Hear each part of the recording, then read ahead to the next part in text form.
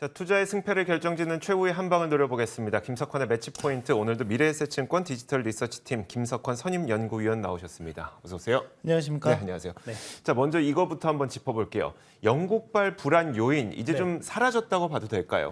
아직은 좀 아닌 것 같습니다. 그래요? 네. 최근 한 달 동안 시장을 좀 불안하게 만들었던 가장 큰 요인 중에 하나가 바로 영국발 이슈라고 좀 보시면 될 것 같은데, 최근 한 일주일 사이에 그 이슈는 좀 사그라드는 모습이 네. 좀 나타나고 있습니다.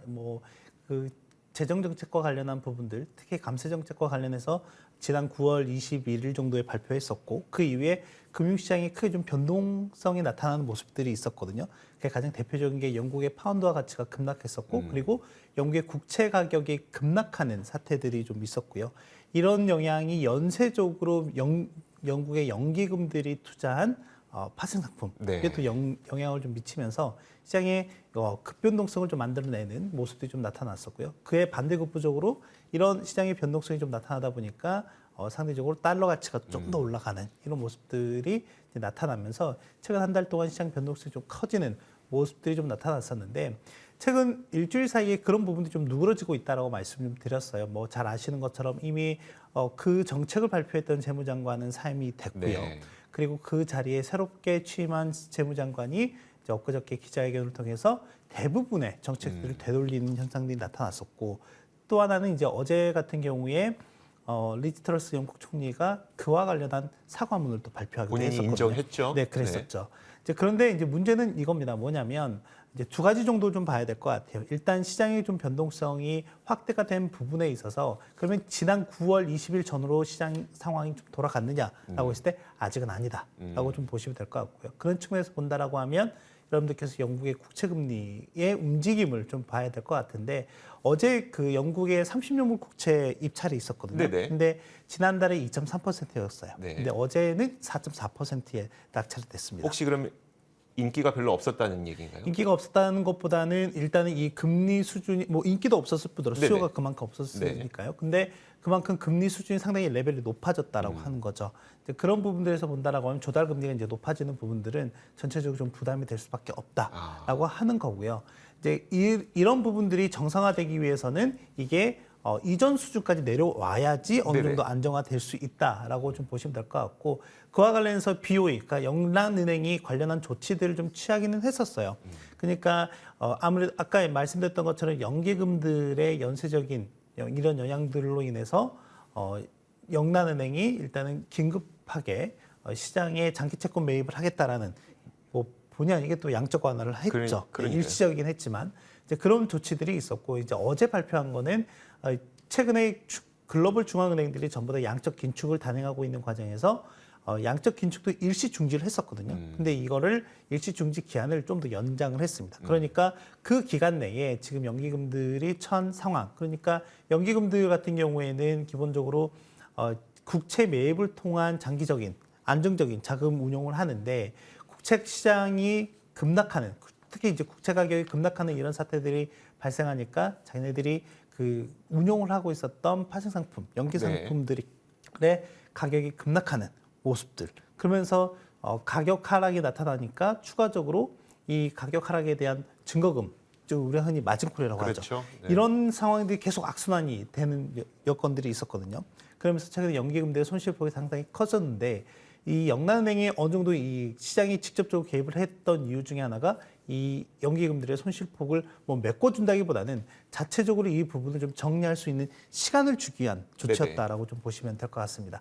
이제 그런 부분들이 이제 어떻게 마무리가 되느냐가 중요할 것 같고요. 그런 측면에서 본다라고 하면 이제 두 가지 정도가 좀 중요하지 않을까 생각이 되는데, 일단은 방금 말씀드렸던 부분 중에 이제 영국의 국채 금리가 좀 진정이 되는 모습이 나오느냐가 네. 중요할 것 같고, 또 하나는 영국의 소비자 물가가 이제 내일 우리나라 시각으로 오후에 발표가 될 예정이긴 하거든요. 네. 근데 지금 시장 예상치는 10% 두 자릿수를 기록할 것으로 예상을 하고 있어요. 그리고 지난번 발표된 그 재정 정책 내에 영국의 에너지 가격이 워낙 높게 올라가고 치솟고 있다 보니까 이 에너지 패키지 구호 법안이 좀 들어가 있었거든요. 네네. 근데 그것도 상당폭 줄였습니다. 그렇다라고 하면 이 소비자 물가 압력은 자연스럽게 더 높아질 수밖에 그러겠네요. 없을 것이고, 그러면 이 일전에 어떤 사태 해결에 좀 도움을 주고자 했던 영란은행의 역할을 본다라고 하면 계속해서 기준금리를 높이려고 하는 그런 스탠스는 강화될 수밖에 없다라고 하는 거죠. 알겠습니다. 결국은 이제 불가피하게 취했던 조치가 인플레이션을 더 끌어올리게 될 가능성이 높은 거고요. 그렇게 될 경우 사실 뭐 미국에서 인플레이션이 약간 하향 추세를 보인다고 하더라도 사실 금리 상승을 좀 막을 수가 없는 거기 때문에 시장의 불안 요인은 여전히 있다고 보시는 게 맞을 것 같습니다. 물론 아주 큰 불안감은 일단락이 됐습니다만요. 그렇죠. 자, 좋습니다. 자, 그렇다면 이런 상황에서 과연 남은 기간 얼마 남지 않았거든요. 올해 네. 남은 기간. 시장도 반등할 수 있을 것으로 보이세요? 뜰 것 같으세요? 일단 반등을 하기 위해서는 이제 필요한 조건이 있습니다. 네네. 결국에는 시장 참여자들, 특히 투자자들이 위험 자산에 대한 선호 현상이 강화가 되어야겠죠. 그 말인즉슨 리스크 온 상태가 되어야 하는데 네네. 지금은 시장 움직임을 좀 보면 리스크 오프 상태에 대한 니즈가 좀 더 강하다라고 하는 거죠. 그게 가장 대표적인 게 뭐 달러 인덱스라든지 국채 금리입니다.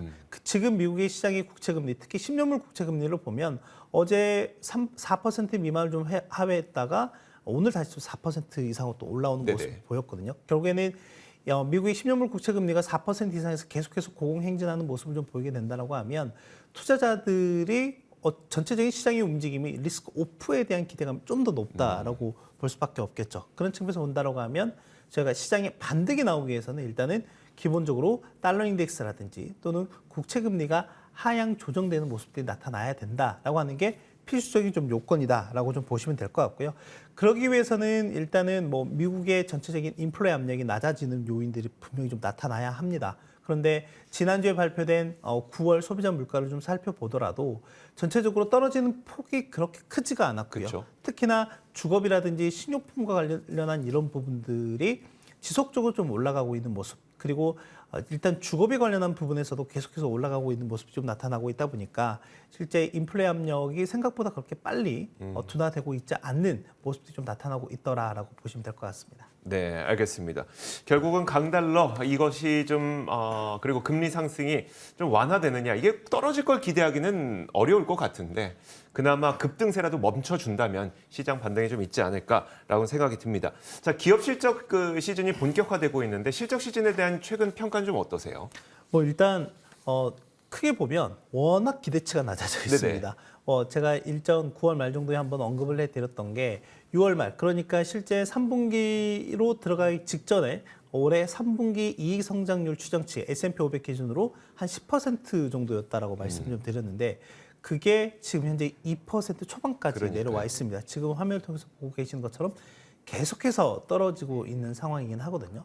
근데 뭐 이거는 항상 어닝 시즌 직전에 어느 정도 기대치를 계속해서 낮추는 거는 거의 뭐 관례적으로 네네. 나타났었던 부분들이었는데 결론 그렇다라고 하면 실제 어닝 시즌에 들어가서 정말 그 기대치 이상으로 나오느냐가 이제 중요할 것 같아요. 네. 왜냐하면 결론적으로는 저희가 항상 그 기대치 이상을 나온다라고 하면 결국엔 서프라이즈라고 하는 거고 지금 2020년부터 매 분기별 어닝 시즌 한번 살펴보면 실제 2020년 1분기와 2분기 그때 이제 팬데믹 영향이었고요. 그 시점에서는 시장 예상을 크게 하회하는 실제 쇼크 수준의 결과가 좀 나타났었고 그 이후부터는 계속해서 시장 예상을 상회하는 서프라이즈를 좀 기록을 하면서 전체적으로 지수 반등을 이끌었다라고 좀 보시면 될 것 같거든요. 그런데 지난주부터 이제 시작된 미국의 이제 실적 시즌을 좀 보면 일단 네. 대형 금융주들의 실적이 비교적 양호한 모습 좀 보이고 있고요. 간밤에 이제 장 마감 후에 나온 뭐 넷플릭스라든지 네. 또는 뭐 유나이티드 항공 이런 기업들의 실적도 상당히 좀 잘 나오고 있어서 일단 어느 정도 기대감 좀 높아지고 있다라고 네. 보면 될 것 같습니다. 알겠습니다. 자, 미래에셋증권 디지털 리서치팀 김석환 선임연구위원과 함께했고요. 굿모닝 글로벌도 여기서 마치겠습니다. 함께해 주신 여러분 고맙습니다.